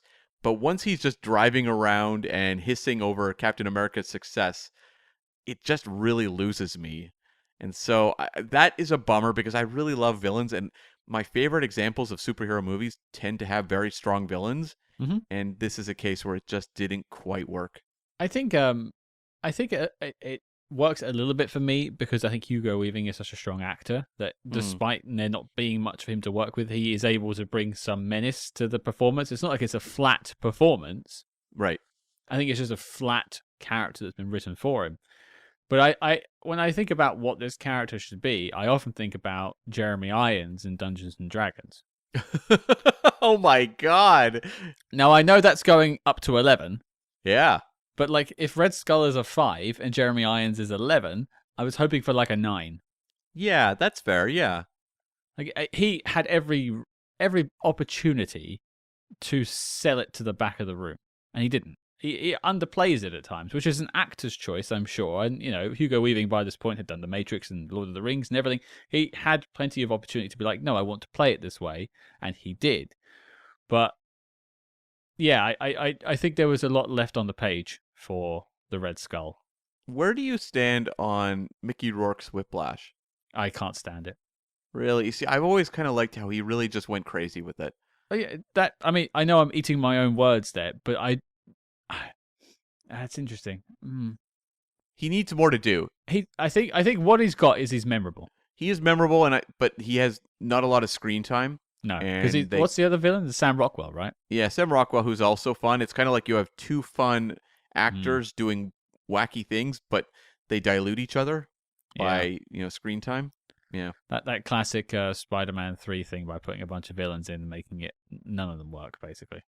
But at least in those Batman films, they were like, the villains are the show. Whereas with Marvel, they were like, no, it's not the villains who are the show, it's the hero who is.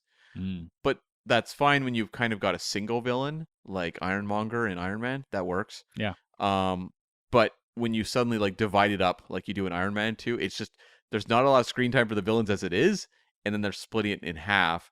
And I think, honestly, that was probably their attitude with Red Skull. They're like, we are so focused on getting the main character correct because he's got to do other films. Yeah. And we want the dynamic with Peggy Carter to also really click.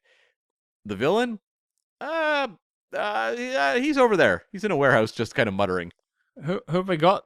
Red helmet, skull. Red skull. Yeah, whatever. Okay, and that's it. That was the thought process. Yeah.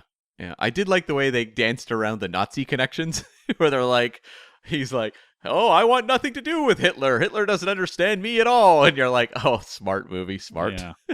Get as far away from that party as you can. Exactly. Yeah. That did make me laugh. Films these days seem to fall over themselves to get away from that connection, despite history being history. Yeah, and it's also like, Red Skull. Come on, this is not a guy with pure ideals. Come on. I could be the Green Skull too. No, you can't, brother. You're from the Nazi party. You're not a good guy. I have a hard time believing that it was all about the science for Red Skull. Yeah. He wasn't trying to help mankind. Don't think so. No. The only other thing I had left in dislikes, it wasn't a long section for me, is I don't think this is a personal thing. Particularly, I couldn't care all that much. But it was interesting how, like, they in the trailers they featured like the Howling Commandos a bunch, and you'd see them in like walking in the door and stuff like that, and shooting around. They're in the film for, like I said, no, but done 5 minutes. It's weird that you do all that to cast these people and then not use them. Yeah, they really don't contribute a whole lot other than being recognizable faces in battle scenes. Mm-hmm. It's kind of like the Warriors 3 in the Thor films, actually. That was going to be my point, is they did the exact same thing in Thor, and then they tried to rectify it, I think, in the second one? Or the third one? They killed them all pretty quickly in the third one. Doesn't Zachary Levi play one of them in one of the second films? one? In the second one. Yeah. And then I think Sif comes back in the fourth one? Sif gets more to do, but I feel like, was it this? Oh boy, I think it was the second Thor. They even like split up the Warriors 3 and you only got like brief shots of one of them at least. Right. It was, weird. Yeah, I don't think they know what to do with that one. It was odd. But that leads me into my other thing, which I think is a good and a bad, is you do a lot of things setting up Bucky Barnes, obviously setting it up for the future. And this is more my issue with like setting things up for the future. Yeah. The character's written off and presumably dead, and we find out later he becomes the Winter Soldier. And we all like where Bucky Barnes goes down the road. I don't feel like he's served particularly well in this film. No, that was something I noted. And I remember at the time there was actual concern coming out of this movie for fans. I don't think the general public thought about it twice, but for fans going, you're going to have this guy play the Winter Soldier? Yeah. Like, there was not a lot of charisma coming off of Sebastian Stan in this movie. He seems quite meek comparatively to how he sort of like just transformed in later films. Yeah, like I think he's great in Winter Soldier, and a lot of his recent work has been fantastic. The Apprentice, he's incredible in. He's a good actor for sure, but he doesn't feel very confident in this movie, and his death is a real like shoulder shrug of a moment. Yeah. Like you can see it hitting Cap, but I don't think I was particularly hit by it. No, and I think that is one of the movie's issues is like they give you a couple scenes with Bucky, but he's pretty one-dimensional, and then they expect you to care about a death that I just don't like that entire action scene on the train. I find it pretty blah. Yeah, not memorable for sure. Well, let's go to final notes then before we hit the knock list. Quick question, Cam. Yes? This or The Rocketeer? I think I would probably choose The Rocketeer by a hair. I think I would too. Yeah, I think like the Rocketeer's issues were the hero character was a little watery. Billy Campbell, yeah. Yeah, not the performance, but just like the way they were kind of writing the character. Yeah. I think was a little didn't quite click to the degree that this movie does. Like this movie kind of perfects the hero. So Joe Johnston got to correct that aspect of the Rocketeer, but I think all the other elements I think are probably better in the Rocketeer. The villain's stronger. Dalton as the Nazi spy. Great. Great. And Lothar. Mm-hmm. Yeah, Lothar's great. I guess with Jennifer Connelly versus Hayley Atwell, in terms of those performances, I think they're probably pretty even keeled. I'll take both. Thanks. I mean, no questions. No questions coming to you. No. I had a question for you actually as well, which is more. I mean, you've stated you're not a big comic book Captain America guy, but you're familiar with the Red Skull. We've spoken about you not liking that. But do you think, from what your knowledge of comic books is, that this is a pretty good representation of Captain America and his accoutrement? I would say so, yeah. I think they did a really good job translating the character of that time period. And when you get to Winter Soldier, that's going to translate more the Captain America of closer to the modern day. And same with Civil War. So, yeah, I think if you're going to look at those 1940s comics, and I while I haven't, read a lot of Captain America, I have a couple of the Marvel Masterworks editions Mm-hmm. of the first handful of Captain America comics. They aren't the most readable in the way a lot of 1940s comics are. They're pretty simple, Right. but they definitely have great design to them, and the character stuff, like in terms of establishing their characters, they're really effective. Fair enough. I've got one note left, but I'll save it to the end. What do you have for us? We have a scene of an elderly lady with a machine gun. That was my note. Yeah, which we've seen, That of was my course. note. That's a Bond acknowledgement, right? It's Goldfinger. It's also the Avengers, but Yeah. yeah. I that's my other note was old lady with the machine gun. That has to be a reference to Goldfinger. There's no way it isn't. Well, it's all the spy stuff too. Like they come in. It's like the Man from U.N.C.L.E. thing. They're going into a shop and then they go into the secret thing at the back. Yeah. Yeah, it is. Yeah, I'd say so. And I like that kind of subterfuge of the storefront and how it has that kitschy kind of period look to it. It's like an antique store, wasn't it, or a bookstore or something? It was a bookstore. Yeah, something like that. Yeah. Yeah. It was great. I loved that. I popped for old lady with a machine gun. What notes do I have? So I really like the moment where you have Captain America. It's during the montage showing his tour and his VSO shows and all that sort of thing, the Bond material. Mhm. But you see him in serials. And I really like that. We see like the black and white film of him, having very cartoony adventures on the big screen. That sort of stuff. That's the kind of detail that, again, it's all in the first half. Everything I'm talking about is the first half of the movie, is where the movie's having the most fun. And that's the stuff I'm really locked in on. We have a Wilhelm scream, which is very appropriate to the era, Mhm. or not necessarily 1940s movies, but to action movies made later set in the 1940s. That Indiana would feature Jones, that. things like that. Yep. So I enjoyed that. I always found the Red Skull's quote unquote death in this movie very unsatisfying. I remember feeling that the first time I saw the movie, because you want that Raiders of the Lost Ark, and it is a Raiders of the Lost Ark knockoff moment, right? Where Yeah, that's what they're going for. yeah, and I remember the impact of those Indiana Jones movies when that happened. And this one in the theater being like, oh my god, here we go. He's holding the cosmic cube. What's going to happen? And going, oh. And I think it may be, this is maybe a debate. Is it less effective than Cate Blanchett's Show Me Everything in Kingdom of the Crystal Skull? Oh. It burns out her eyes. Yeah, at least you get that. Like, at least it goes for a little bit of the gore factor. This is just he gets teleported or whatever. Yeah, the Cate Blanchett one's a little visceral. The CG is wonky as hell, but at least it's a little visceral. It's also in a very blurry scene. But isn't that the hurricane, the ship taking off at that point as well? Like, isn't it all going a bit nuts? Or is that just afterwards? The room is going nuts. Yeah, the room is going nuts with the chairs and stuff, right? Where the aliens are sat. I think that's afterwards. Okay, fine. Well, anyway, yes, I think Cate Blanchett narrowly scrapes by. Yeah. So that was a disappointment to me, because I appreciate a good villain death in a movie like this. Mm-hmm. And Timothy Dalton's death was great, as was Lothar's in The Rocketeer. For sure. Lastly, the score for this movie stinks. Wow, okay. It really does.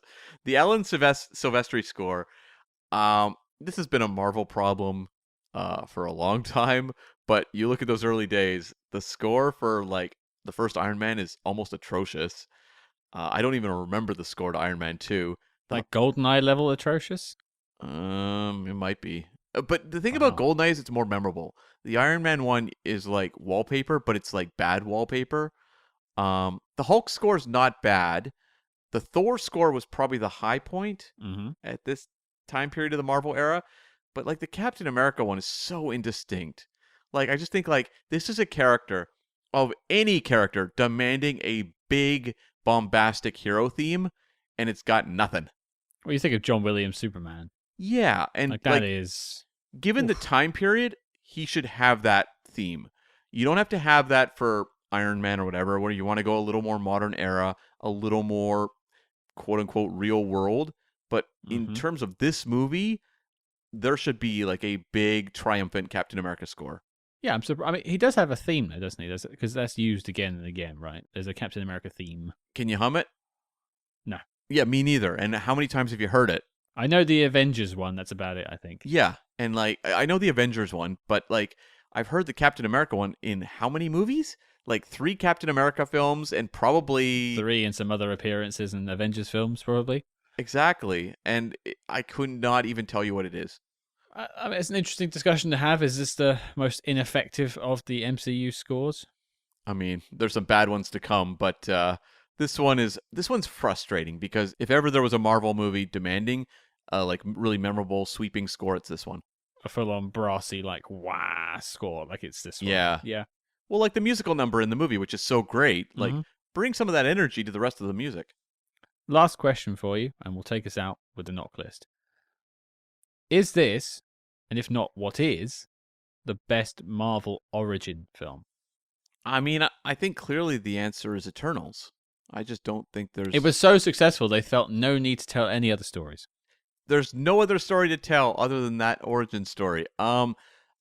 It's a tough question because, like, I look at the setup of like Black Panther and Civil War, which is fantastic, or the Guardians of the Galaxy, which that's not really an origin story though. That's just kind of bringing a team together. I'm thinking more of like, well, it's how they came together though, isn't it? Like that is their origin story, and I would say Black Panther is really the Black Panther's origin story. Yeah. So like, I think those are effective, but I might come down on the original Iron Man. I think it's done really well. It started all of this, didn't it? Like, it is the catalyst for everything that came afterwards. Like, I look at the weight they put into that, of him in the cave, and the body horror of, creating the hole, basically, in his heart. And all that stuff really sticks with me. I think this Captain America one is well done. It's definitely well done. And it's better handled than Thor, in terms of a character setup. And it's definitely more successful than, like, Ant-Man. Or some of the other modern heroes. Shang-Chi.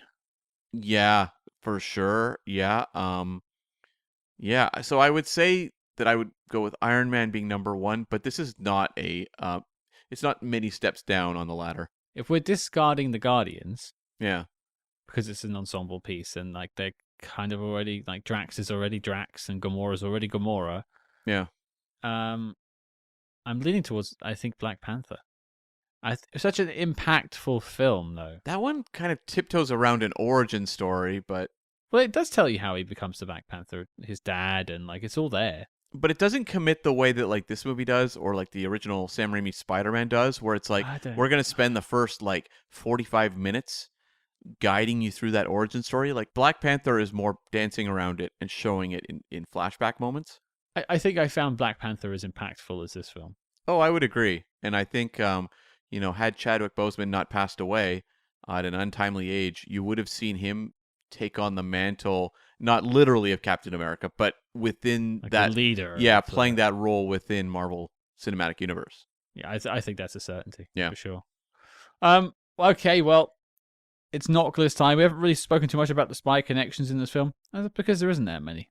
No, we've got the German spy, as I said, and Hayley Atwell's character. Yeah. There are elements, as there were in The Rocketeer. No.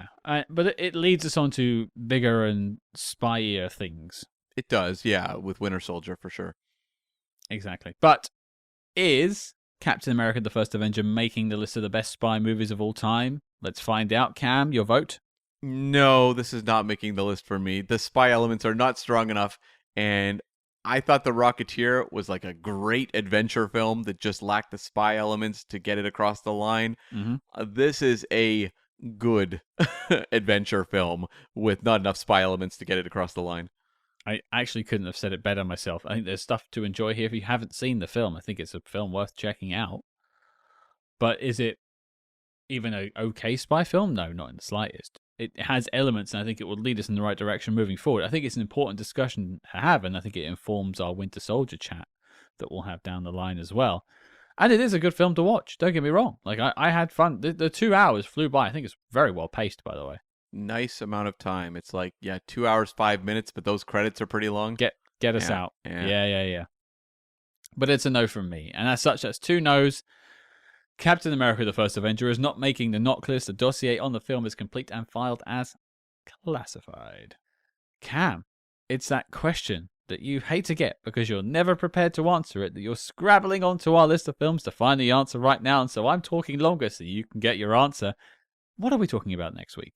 Well, Scott, I think we've had a lot of fun tackling the 2011 depiction of World War II, but we're going to go back to the actual World War II era and look at a Spyhards special, the 1943 James Mason espionage thriller, Candlelight in Algeria. I mean, I would argue the toss that this isn't a Spyhards special, seeing as this one has had actual, like, DVD releases that are official. That's fair, but it is a YouTube special. Oh, yes. So you can watch it on YouTube, and once it's free to watch on YouTube, I consider it a Spyhards special. That is a fair point. So, folks, your mission, should you choose to accept it, is to grab your wicks, and I mean wicks as in candle wicks, not John Wick, and join us on a journey to a mystical land of Algeria, where we take a look at James Mason's 1943 spy thriller, Candlelight in Algeria. Will these candles be as sacred as the ones in Matahari? We'll find out. Oh, that's a reference I have not heard in a very long time. Dig into those archives, people. Yes, there are indeed many treasures to be found in the Spyhards archives. Something all for you to do as homework as well. If you like what you heard on this podcast, as usual, please consider subscribing to us on Patreon. No, seriously. We appreciate everyone that's joined us already on Patreon. You're helping keep the lights on here at Spyhards HQ. And boy, do we have a lot of lights. We do. It's a big warehouse, empty warehouse like you see in this film, but it's not green screen, folks. It's a real warehouse with a lot of bulbs, and Cam is constantly walking around the warehouse with a ladder changing the bulbs. How many cams does it take to change a bulb? Well, we're finding out. Everyone on the Patreon already knows the answer to that question, but you won't know until you come and join us. So patreon.com/Spyhards. Come and find out more. Over 100 bonus episodes you can find there. And let's continue the discussion online. Why not, folks? Social media is a thing. I don't hate it sometimes, But most of the time. and we're on Blue Sky now as well. We're adopting new technology. Look, we can advance with the kids. You know, we're hip, we're cool, We are the Star-Spangled Men with the plan. and yes, we certainly are. I've never been called Star Spangled in my life. I'll take it. Thank you, Cam. I don't know how to give you our Blue Sky account. I don't know how their names work, but we're at Spyhards because I managed to get that everywhere. So come and join us on Blue Sky. That's actually the thing I'm most active on at the moment. Or we've got our Facebook group as well. You can come follow us on Facebook. A lot of discussion about spy movies on there as well. So yeah, at Spyhards, wherever one might social media. But until next week, folks, you'll find me outside the Marvel Studios office petitioning for the role of Captain Britain.